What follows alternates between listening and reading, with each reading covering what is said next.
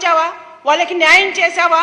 అవన్నీ చేయకపోగా ఈరోజు మీ స్వార్థ రాజకీయాల కోసం, మీ కుట్ర రాజకీయాల కోసం, మీ దగా రాజకీయాల కోసం ఈరోజు మీరు ఒక అధికార దాహంతో ఈరోజు సామాన్య మహిళల్ని, సమాజంలో సేవ చేసే వాలంటీర్స్ని, మరి లాస్ట్కి చదువుకునే పిల్లలు, ఈరోజు జగనన్న ప్రభుత్వంలో ఇంగ్లీష్ మీడియం చదివే పిల్లలు అమెరికా యాసలో మాట్లాడుతుంటే కూడా ఓర్చుకోలేక ఆందోళనకు గురి చేశారు చిన్నారులను కూడా. మీరు ఎంత దుర్మార్గులు! మీరు ఈ సమాజంలో మిమ్మల్ని ఖచ్చితంగా ప్రజలు వెలివేస్తారు.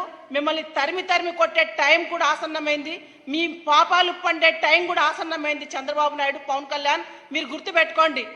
రాష్ట్రంలో మీరు ఇలాంటి వికృత చేష్టలు చేస్తూ, ప్రజల్ని భయాందోళనకు గురి చేస్తూ, కనీసం ఒక సాధారణ మహిళను కూడా చూడకుండా మీరు గీతాంజలిని ఎంత దారుణంగా సోషల్ మీడియాలో ట్రోల్ చేసి ఆమె చావుకు కారకులయ్యారే. ఈ చావుకు కారకులైనటువంటి పచ్చ సోషల్ మీడియా, జనసేన మూకల్ని ఖచ్చితంగా ప్రభుత్వం చర్యలు తీసుకోవాలి. చట్టపరంగా వాళ్ళపైన యాక్షన్ తీసుకొని వీళ్ళని ఖచ్చితంగా కఠినంగా శిక్షించాలని చెప్పి ఆంధ్రప్రదేశ్ వైఎస్ఆర్సీపీ రాష్ట్ర మహిళా అధ్యక్షురాలుగా నేను ప్రభుత్వానికి విజ్ఞప్తి చేస్తున్నాను. ఇలాంటివి రాష్ట్రంలో జరగడానికి వీల్లేదు. ఖచ్చితంగా ఇలాంటి పునరావృతం కాకూడదని కూడా నేను వేడుకుంటున్నాను. ఎందుకంటే మహిళలకి రక్షణ కోసం జగనన్న దిశ చట్టాన్ని తీసుకొచ్చారు, దిశ యాప్ తీసుకొచ్చారు.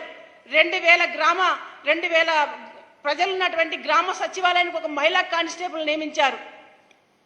జగనన్న ప్రభుత్వంలో మహిళలకి ఇంత మంచి జరుగుతుంటే చూసి ఓర్చుకోలేక ఈ 4.5 సంవత్సర కాలం కూడా చంద్రబాబు నాయుడుకి ఒత్తాస పలుకుతున్న తన దత్తపుత్రుడు పవన్ కళ్యాణ్, తన సొంత పుత్రుడు లోకేష్ పచ్చ మీడియాని ఆసరగా చేసుకొని విషంగక్తు బురద జల్లే కార్యక్రమాలు 4.5 సంవత్సర కాలం చేశారు. మీరు ప్రజల్ని పక్కదారి పట్టించాలనేది మీ రాజకీయ చతురతంతా కూడా. ఏనాడైనా మీరు ఈ రాష్ట్రంలో పేద వర్గాలకి, బీసీలకు, ఎస్సీలకు ఏదైనా న్యాయం చేశారా చంద్రబాబు నాయుడు? మీరు ఏనాడు చేశారు? మీ ప్రభుత్వంలో ఎవరికైనా న్యాయం జరిగిందా? సామాజిక న్యాయం అందిందా? బీసీలను ఓటు బ్యాంకుగా వాడుకొని ఓట్లు వేయించుకొని వాళ్ళని అవమానపరిచారే. బీసీలకు ఏదో 2 కత్తెరలు 2 ఇస్త్రీ పెట్టెలు ఇస్తే బీసీలకు న్యాయం జరుగుతుంది అంటున్నాడు చంద్రబాబు నాయుడు. ఈరోజు బీసీలు ఆ పరిస్థితుల్లో లేరు. చంద్రబాబు నాయుడు జగనన్న ప్రభుత్వంలో సామాజిక న్యాయాన్ని అందిస్తున్నటువంటి జగనన్న ప్రభుత్వంలో ఎంతో గౌరవంగా ఈరోజు బీసీలు ఉన్నారు. ఈరోజు మహిళలకి రాజ్యాధికార పదవుల్లో, ఈరోజు సంక్షేమంలో, నామినేటెడ్ పనుల్లో 50% రిజర్వేషన్లు కల్పించి చట్టబద్ధత కల్పిస్తున్నటువంటి ముఖ్యమంత్రి ఈ రాష్ట్రంలో, దేశంలోనే ఒక రోల్ మోడల్గా మహిళా సంక్షేమంలో నిలబడ్డారు ముఖ్యమంత్రి గారు. ఇవన్నీ చూసి ఓర్చుకోలేక సామాన్య మహిళలపైన మీ పచ్చ మీడియాని, మీ సోషల్ మీడియాని అడ్డం పెట్టుకొని ఈరోజు ఈ సమాజంలో ఏదో చేస్తామంటే చెల్లదు. చంద్రబాబు నాయుడు, పవన్ కళ్యాణ్, లోకేష్, మీ పాపాలు పండే రోజు దగ్గర పడ్డాయి, అతి దగ్గర పడ్డాయి. ఖచ్చితంగా రాష్ట్రంలో ఉన్నటువంటి 50% మహిళలందరూ కూడా ఈరోజు జగనన్న ప్రభుత్వంలో 80% సంక్షేమ పథకాలు అందుకున్నారు. రాజ్యాధికార పదవుల్లో 50%, ఈరోజు స్థానిక సంస్థల్లో 50%. ఎంతో ఆనందంగా, సంతోషంగా అక్క చెల్లెమ్మలు జగనన్న ప్రభుత్వంలో ముందుకెళ్తున్నారు. ఖచ్చితంగా 2024లో మీకు ఈ రాష్ట్రంలో పుట్టగతులు లేకుండా తరిమి కొట్టే టైము ఖచ్చితంగా మహిళా మనులే తీసుకుంటారు చంద్రబాబు నాయుడు. ఇది మీరు గుర్తుపెట్టుకోండి అని కూడా చంద్రబాబు నాయుడుకి నేను ఈ సందర్భంగా హెచ్చరిస్తున్నాను. చంద్రబాబు నాయుడు ఏనాడైనా కూడా ఆయన నవ్యాంధ్రప్రదేశ్లో కాల్మని అడ్డం పెట్టుకొని ఎంతో మంది మహిళల మానవ ప్రాణాలు దోచింది మీరు కాదా? ఎంఆర్ఓ వనజాక్షి ఇసుక మైనింగ్ ప్రశ్నిస్తే మీ ఎమ్మెల్యేని జుట్టు పట్టి ఈడ్చుకొట్టారే ఒక మహిళా ఎంఆర్ఓని మీరు కాదా? మీ ప్రభుత్వంలో కాదా? రిషితేశ్వరి అని ఒక పీజీ స్టూడెంట్ని కాలేజీలో ర్యాగింగ్ భూతం అడ్డం పెట్టుకొని ఆ అమ్మాయి ఆత్మహత్య చేసుకొని చనిపోతే ఆ ప్రొఫెసర్ని ఎంటేసుకొచ్చాడు చంద్రబాబు నాయుడు.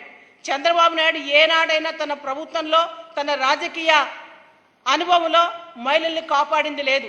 ప్రతి ఒక్కరిని ఏడిపించడం, ప్రతి ఒక్కరిని నెట్టేయడం, ప్రతి ఒక్కరిని దగా చేయడం, మోసం చేయడమే చంద్రబాబు నాయుడు నేపథ్యంగా సాగింది. కాబట్టే ఈరోజు జగనన్న ప్రభుత్వంలో మహిళలు ఆనందంగా, సంతోషంగా ఉండడం వాళ్ళకి గిట్టడం లేదు. వాళ్ళ కండ్లలో మంట, కడుపులో బాధ. కాబట్టే ఇలాంటి వాటికి పాల్పడుతూ సోషల్ మీడియాను అడ్డు పెట్టుకొని ఈరోజు ఐటీడీపీ సోషల్ మీడియా ద్వారా కోట్ల రూపాయలు వెచ్చించి ఈరోజు దాన్ని నడుపుతున్నందుకు మీరు ఇందుకైనా మీరు నడుపుతున్నది సమాజంలో ఏం సంకేతాలు ఇస్తున్నారు? ఈ సమాజంలో మీరు సోషల్ మీడియా అంటే ప్రజలకు మంచి జరగాలి, సమాజం ఆరోగ్యంగా ఉండాలి, ఈ విధంగా ఆలోచించాలి ఒక నాయకునిగా. నువ్వు నీ స్వార్థ రాజకీయాల కోసం, నీ అధికార దాహం కోసం ఒక నిండు ప్రాణాన్ని బలిగొన్నారే మీరు. ఎంత దుర్మార్గం ఇది. నేను ఒకటే ఆంధ్ర రాష్ట్ర మహిళాంతలని, ఎస్సీ ఎస్టీ బీసీ మైనార్టీ ప్రజలందరినీ కూడా అప్రమత్తం కావాలి. ఇలాంటి నాయకులు కాదు మన రాష్ట్రానికి నాయకులు. ఇలాంటి వాళ్ళకి మనం బుద్ధి చెప్పాలి 2024 ఎన్నికల్లో. దీని ద్వారా మన ఎన్నికల ద్వారా మనం బుద్ధి చెప్పాలి వీళ్ళకని చెప్పి కూడా రాష్ట్ర ప్రజలందరూ కూడా సవినయంగా నేను వివరించుకుంటున్నాను. మరి ఈరోజు గీతాంజలి అనే ఈ అమ్మాయి ఎంత దారుణంగా ఈ అమ్మాయిని ఈరోజు మరి చంపడం జరిగింది. సోషల్ మీడియాలోన సజ్జ అజయ్ అనే తెలుగుదేశం పార్టీకి చెందిన మరి యూత్ ప్రెసిడెంట్ అంటే ఈ అబ్బాయి, మరి ఒక యువకుడు, మరి నీకు చెల్లి లేదా తమ్ముడు, నీకు అక్క లేదా, నీకు అమ్మ లేదా, ఒక ఇద్దరు చిన్నారులున్నటువంటి తల్లిని, అత్త మామ తల్లి ఉన్నటువంటి ఒక ఇల్లాలని ఇంత దారుణంగా సోషల్ మీడియా ట్రోల్ చేసి, ఇంత దారుణంగా ఒడిగట్టి సమాజం అనేది కూడా మర్చిపోయి మృగాల్లాగా ప్రవర్తించి, రాబందుల్లాగా ప్రవర్తించి ఆ అమ్మాయిని హత్య చేశారే, ఎంత దుర్మార్గం ఇది. యావత్ ఆంధ్ర రాష్ట్ర ప్రజలందరూ కూడా ఈ విషయం పట్ల గమనించాలి, ఈ కుటుంబానికి అండగా నిలబడాలని చెప్పి కూడా రాష్ట్ర ప్రజలు నేను కోరుతున్నాను.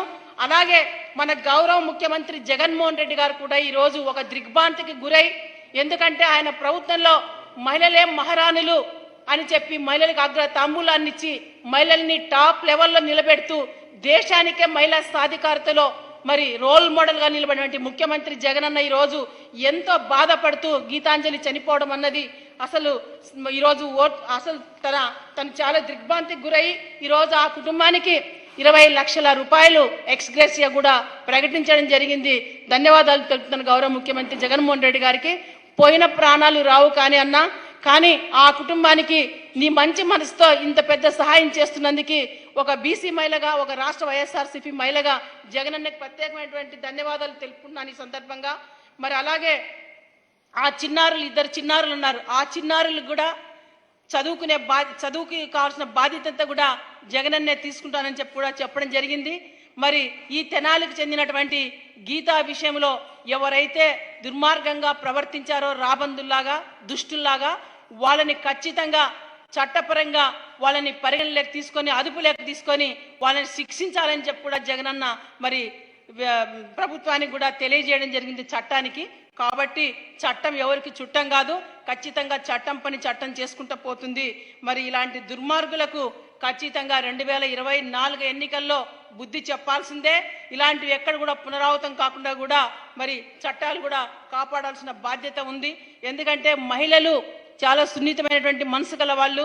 మరి నేను ఒకటే మహిళామతలకు చెప్పేది, మనం చాలా ధైర్యంగా ఎదుర్కోవాల్సినటువంటి అంశాలు వచ్చినప్పుడు ధైర్యంగా కూడా మహిళలు మానసికంగా కూడా మనం ప్రిపేర్ అయ్యి ఎదుర్కోవాలి ఇలాంటి సమస్యల్ని.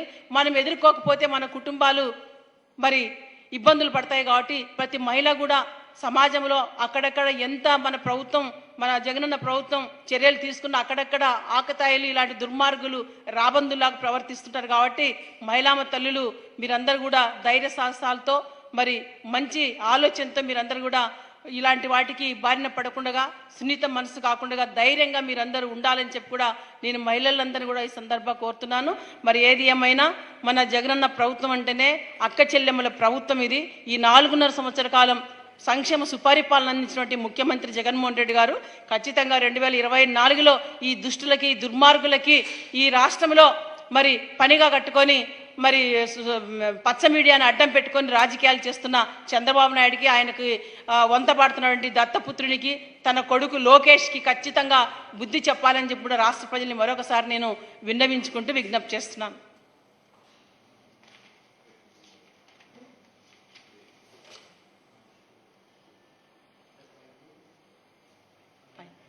బాగానే వచ్చింది.